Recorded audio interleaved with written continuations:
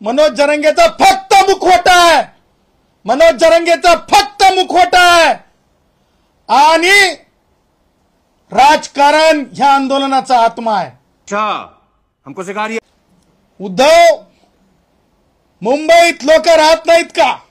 मुंबईतले लोक हिंदुस्थानी नागरिक नाहीत का?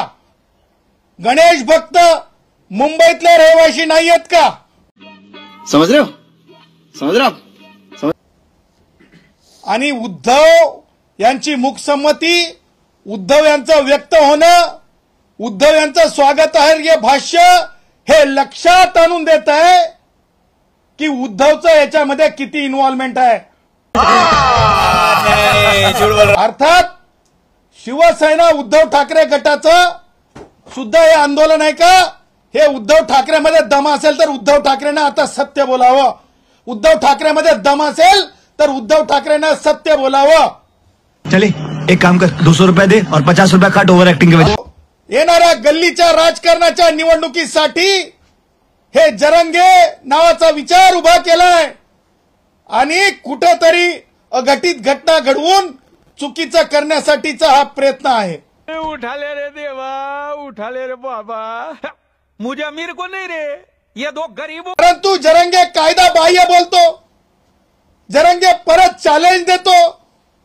सरकारला चॅलेंज देणे का म्हणजे सरकारला, मुख्यमंत्र्यांना किंवा उपमुख्यमंत्र्यांना चॅलेंज नव्हे, कायद्याच्या विरुद्ध कायद्यालाच चॅलेंज देणे हे कोण करू शकते?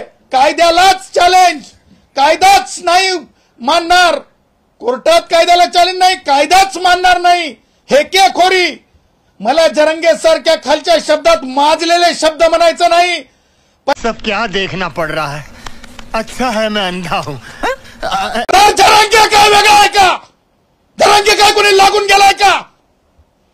मग ते खासदार भेटायला येतात म्हणून विशेष व्यवस्था भारतीय संविधानामध्ये नाही।